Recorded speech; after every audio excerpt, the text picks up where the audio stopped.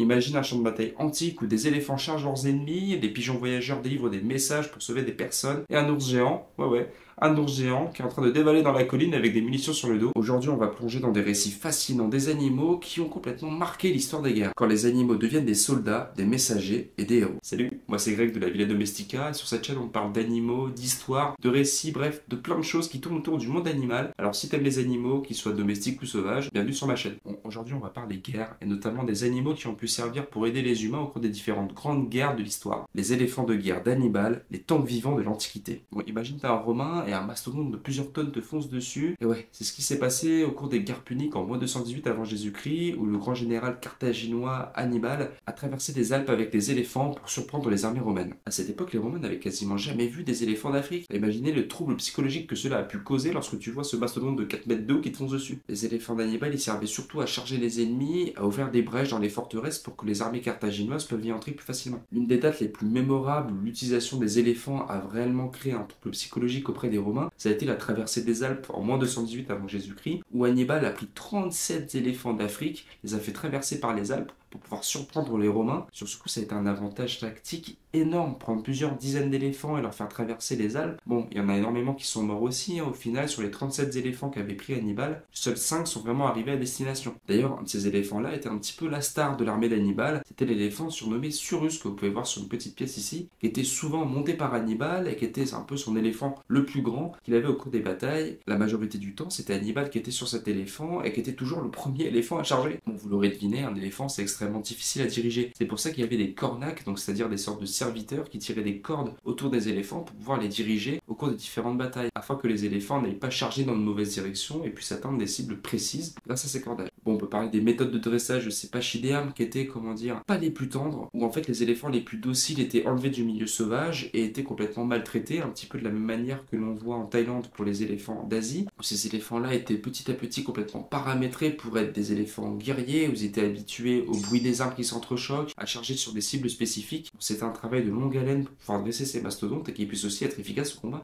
En fait, il y avait deux avantages à avoir ces éléphants-là dans son armée, à savoir une immense force physique pour pouvoir briser les lignes ennemies, et aussi un impact psychologique énorme qui faisait même fuir les chevaux et qui déstabilisait complètement l'armée adverse. Par contre, de par leur taille, ils étaient des cibles faciles pour les archers, et notamment pour les lanciers équipés de grandes lances qui, lorsqu'ils pouvaient déstabiliser un éléphant, les éléphants devenaient fous, pouvaient charger n'importe où et ça créait un vrai vacarme, que ce soit dans les lignes ennemies, mais aussi dans les lignes alliées. Au final, les Romains, ils ont appris à contrer les éléphants d'Hannibal en utilisant des feux ou des moyens pour leur faire peur, et au final, l'utilisation des éléphants devenait plus une contrainte qu'autre chose pour Hannibal. Les chiens et les pigeons au Moyen-Âge, alliés inattendus des champs de bataille. Pendant tout le Moyen-Âge, les chiens n'étaient pas forcément qu'utilisés pour la chasse. Ils jouaient aussi un rôle actif dans les batailles qui pouvaient avoir lieu. Les chiens, ils étaient souvent envoyés en première ligne pour complètement désorganiser les lignes ennemies. Leur charge rapide pouvait complètement faire paniquer les lignes adverses, surtout au niveau des soldats qui n'avaient pas l'habitude de voir des chiens sur un champ de bataille. Lors des sièges, il n'était pas rare que des chiens soient utilisés pour transférer des messages d'un endroit à un autre, où des chiens pouvaient facilement se faufiler entre les lignes ennemies pour pouvoir délivrer un message vers les renforts par exemple. Et pour l'anecdote, il y avait même des chiens qui étaient au service de l'ordre des Templiers. Il y a même une légende qui raconte qu'un groupe de mastifs aurait pu réussir à maintenir l'arrivée d'une armée avant que les Templiers arrivent. C'est énorme. Un peu de la même manière que les éléphants, les chiens jouent aussi un rôle psychologique au cours des batailles, où lors des escarmouches et des charges nocturnes, les chiens pouvaient complètement aboyer pour désorganiser l'ennemi au réveil juste avant une charge des chevaux derrière. Les techniques de dressage des chiens étaient grosso modo les mêmes que pour les éléphants, à savoir une habituation au bruit constante pour ne pas qu'ils paniquent sur le champ de bataille, et également avec des techniques de dressage où les chiens avaient appris à attaquer des cibles différentes sur commande. Ces chiens-là, ils n'étaient pas forcément utilisés dans les grandes batailles que l'on peut voir notamment au cinéma, mais plutôt au niveau des petites escarmouches, les chiens ils pouvaient jouer un rôle beaucoup plus important.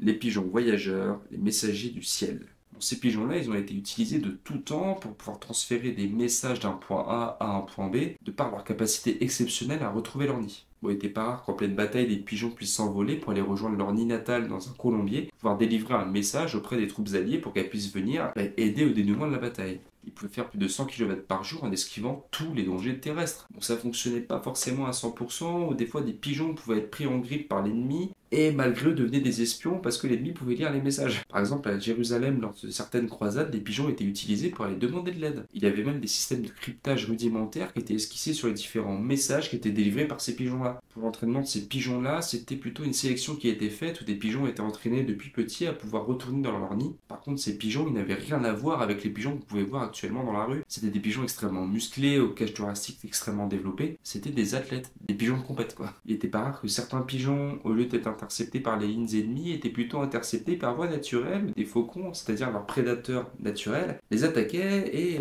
les mangeaient. Bon, j'en profite parce qu'on est à peu près au milieu de la vidéo. Si cette vidéo te plaît, n'hésite pas à t'abonner, la liker, la partager. Ça me ferait vachement plaisir et surtout ça aiderait à développer cette chaîne. Guerre mondiale, les héros à quatre pattes et à plumes. Comme je l'avais dit dans ma précédente vidéo, les chevaux de tout temps ont été utilisés au cours des différentes guerres. Bon, pendant la première guerre mondiale, les chevaux ils servaient vraiment de force brute pour pouvoir charger du matériel, déplacer du matériel. On parlait vraiment de cheval de guerre qui était en premier rang sur le champ de bataille et qui aidait grandement notamment au soutien logistique des armées. Lors de la première guerre mondiale, c'est plus de 8 millions de chevaux qui ont trouvé la mort. Au cours de cette première grande guerre, on retrouvait des chiens qui étaient également utilisés pour faire passer des messages dans les différentes tranchées et d'autres qui étaient des chiens infirmiers avec un petit pactage sur leur dos, avec une croix rouge qui était peinte et ils pouvaient transporter différents pansements, différents alcools, bref, c'était littéralement une trousse de toilette ambulante. Si vous avez vu le film Vaillant pigeon de combat, d'ailleurs je vous le conseille, c'est un classique, et bien vous avez pu remarquer que ces pigeons étaient aussi utilisés lors de cette guerre. Mais là malheureusement, ils étaient beaucoup plus facilement pris pour cible par les ennemis, tout simplement parce qu'ils avaient des fusils et que c'était beaucoup plus simple à abattre que par des arcs et des flèches à l'époque du Moyen-Âge. L'un des héros de cette guerre, c'est un pigeon prénommé Bellamy qui en octobre 1918 a permis aux troupes américaines, qui étaient complètement encerclées par l'ennemi, d'être sauvées en délivrant un message. Malgré une aile brisée, un œil en moins et une blessure à la poitrine, ce pigeon il a permis de sauver plus de 494 vies en délivrant son message crucial. Là on fait un petit saut dans le temps au cours de la Deuxième Guerre mondiale où là des chiens étaient utilisés en tant que détecteurs de mines. Ces chiens y jouaient un rôle clé en permettant de sécuriser des zones avant l'avancée des troupes ennemies. Certains chiens accompagnaient des parachutistes derrière les lignes ennemies et portaient sur eux aussi quelques charges utiles. Lors des batailles navales, il était commun d'avoir des chats sur son navire afin de pouvoir chasser les rongeurs et du coup prévenir de certaines maladies qui pouvaient être développées par la présence de ces animaux-là. Leur présence elle était aussi apaisante pour les marins qui pouvaient câliner un petit chat de temps en temps lorsqu'ils passaient sur le navire. Au début de la vidéo, je vous parlais brièvement d'un ours qui transportait des munitions, et cet ours-là, c'est Wojtek, qui avait été adopté par la 22e compagnie de ravitaillement de l'armée polonaise. Cet ours-là, il a grandi avec cette compagnie et il servait à déplacer des munitions. Bon, cet ours-là, il a vraiment servi pendant la guerre, où il a pu déplacer des munitions, notamment sur la bataille de Monte Cassino, mais par contre, après la guerre, il a été transféré dans un zoo en Écosse, où il est mort en 1963. Il y a d'ailleurs une statue qui est présente en Pologne à son effigie, où il paraît que lui toucher le museau, ça porte chance. Conflits modernes, technologie et animaux.